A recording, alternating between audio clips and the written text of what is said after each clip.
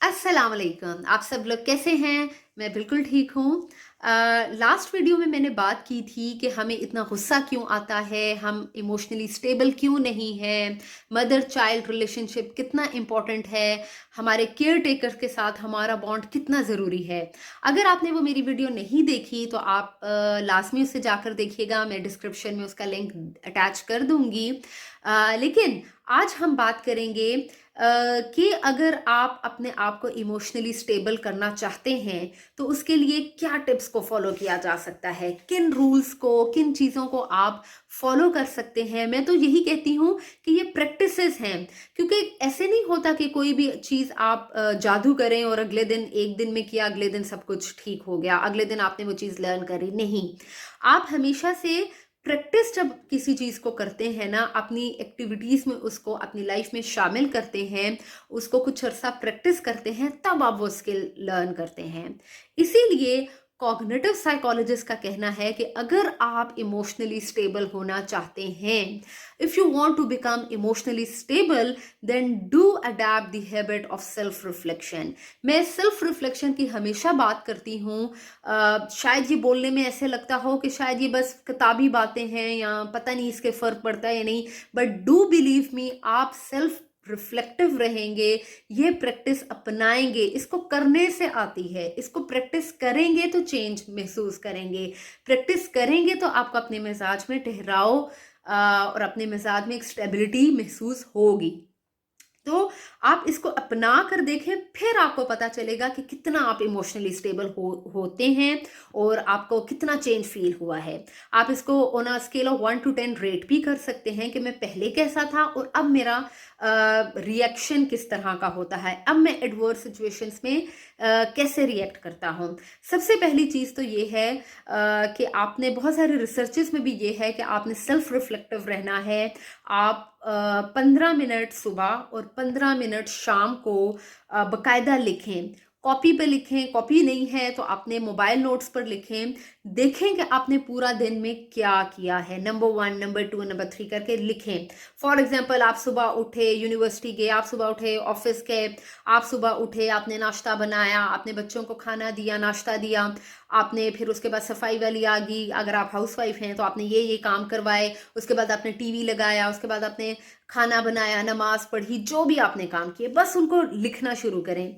फिर उसमें ये कॉन्शियसली ज़रूर लिखें कि आपने क्या अच्छा किया और क्या बुरा किया, आप किन चीज़ों की वजह से परेशान हुए और कौन सी चीज़ों की वजह से आपने बेहतरी महसूस की, या आपने प्लेयर महसूस किया, आपको खुशी हुई और आपने उस चीज़ को और अपने अंदर शामिल करना है। लाइक अगर आप ऑफिस गए, आपकी बॉस के साथ कोई कॉन्फ्लिक्ट हो गया, किसी को आपने डांट दिया या किसी ने आपको डांटा, तो आपने कैसा फील किया। अगर आपने किसी के साथ ज्यादती की तो आपने उससे माफ़ी मांग लेनी है। तो अपनी पूरे दिन की प्रैक्टिस सुबह से शाम तक उसको लिखना शुरू करें। Believe me, this is a very helpful activity. जब आप सेल्फ रिफ्लेक्शन या सेल्फ रिफ्लेक्शन जर्नलिंग करते हैं तो ये आपको वाकई में बहुत फ़ायदा देती है। आपको अपनी बहुत सारी अच्छी आदत और बुरी आदत को पता चलता है और फिर आप इम्प्रूवमेंट की तरफ जाते हैं। और इसके अलावा जो चीज़ है, आप कभी भी किसी गुस्से की हालत में हैं, आप ऐसी सिचुएशन में हैं जहाँ पर आपको डर है कि टर्बुलेंस हो सकती है, लड़ाई झगड़ा हो सकता है, या दूसरा बंदा कोई ऐसी बात कर रहा है जो आपसे बर्दाश्त नहीं हो रही, आपको बहुत गुस्सा आ गया है, तो अपनी हैबिट बना लें। और ये हैबिट तभी होगी जब आप प्रैक्टिस करेंगे। कोशिश करें कि अगले बंदे के अल्फाज को ना पकड़ें। आप ये ना देखें कि उस बंदे ने कहा क्या है, बल्कि ये देखें कि उसने कहा क्यों है, उसका ये बिहेवियर क्यों हुआ। फॉर एग्जाम्पल, एक बंदा आपको कहता है कि मुझे बहुत गुस्सा है तुम पर, मैं तुम्हें छोड़ूंगा नहीं, मैं तुम्हें मारूंगा, मैं तुम्हें तुम्हारी टांगे तोड़ दूंगा और तुम्हें घर से निकाल दूं। फॉर एग्जाम्पल, ऐसी कोई बातें कहते हैं जो आपसे बर्दाश्त नहीं होती, या कोई आपको ये कहता है तुम तो हो ही ऐसे, ये वो बहुत बुरी बुरी चीजें कहें जो कि आपको बहुत हर्ट करें। उसके बाद आपने उस बंदे के अल्फाज को नहीं पकड़ना, आपने ये देखना है कि ये कहा क्यों गया। क्या वो बंदा खुद डिस्ट्रेस में है, क्या वो खुद परेशान है, क्या उसका अपना माइंड स्टेबल भी है या नहीं, वो ऐसा क्यों कह रहा है। क्या ऐसा हो सकता है कि मैं उससे बात करूं कि उसने ऐसा क्यों कहा, क्या हम बैठकर बात कर सकते हैं। तो बहुत सारे आपका जो स्ट्रेस है, बहुत सारा आपका गुस्सा है, वो कम हो जाएगा। ठीक है। ये है सेकंड चीज़। फिर इसी के साथ ये है कि अगर आप एग्रेशन में हैं, आपको बहुत गुस्सा आता है कि किसी ने क्यों मुझे ऐसे कहा है, तो आप बहुत हर्ट फील करते हैं, आप बहुत ज़्यादा स्ट्रेस में चले जाते हैं, तो कोशिश ये करें कि आप पहले सोचें और फिर हर्ट फील करें। ये नेचुरली सी बात है कि जब आपको कभी कोई बुरा भला कहे, आपके लिए हर्टफुल चीज़ें, हर्टफुल बातें करें या एग्रेशन आपको फील करवाए, आपको गुस्सा दिलाए, तो पहली ज़ाहिर सी बात है आप पहले उसको फ़ील करते हैं, उसके बाद सोचते हैं, उसके बाद फिर आप जो भी अपना रिएक्शन भी देते हैं। तो आप ये कोशिश करें, इसको प्रैक्टिस करने से आएगा, ये ऐसे सोचने से नहीं आएगा। आप प्रैक्टिस करें कि जो नंबर 1 पर चीज़ है उसको 2 पे ले जाएँ और 2 वाली को 1 पे ले आएँ। लाइक आपने पहले जो है वो सोचना है, फिर फ़ील करना है। पहले सोचें कि ऐसा क्यों कहा? बाद में फ़ील करें यार मुझे बुरा लगा है, क्यों ऐसा कहा? फिर जाकर उससे बात करें।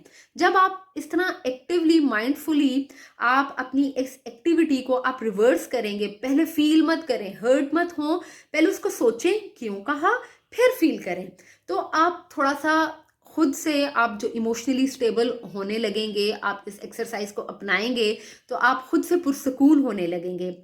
और आपकी बहुत सारी एग्रेशन वाली जो सिचुएशंस हैं वो रिजॉल्व होना शुरू होंगी और आपको एडवर्स सूरत हाल में, एडवर्स सिचुएशंस में जहाँ टर्बुलेंस का डर हो, उनसे निपटना आ जाएगा। फ्यूचर में अगर ऐसी कोई नौबत आए जहाँ पर गुस्सा आया जा सकता है, जहाँ पर कोई आपको गुस्से में दिला सकता है या आप स्ट्रेस फील कर सकते हैं, तो आपको उनसे लड़ना आ सकता है या आपको उनका जवाब देना, अपने आप को कोप अप करना आपको आ सकता है। और एक बहुत इम्पॉर्टेंट चीज़ कि हम इंसल्ट क्यों फील करते हैं, क्योंकि हमारे अंदर ईगो होती है। जो ईगो है ना, इसकी वजह से हम लोग बहुत ज़्यादा फील करते हैं कि जी उसने मुझे क्यों कहा, मैं बड़ा हूँ, मैं ये हूँ, ये नहीं कहना चाहिए था। अपनी ईगो को साइड पर रखें।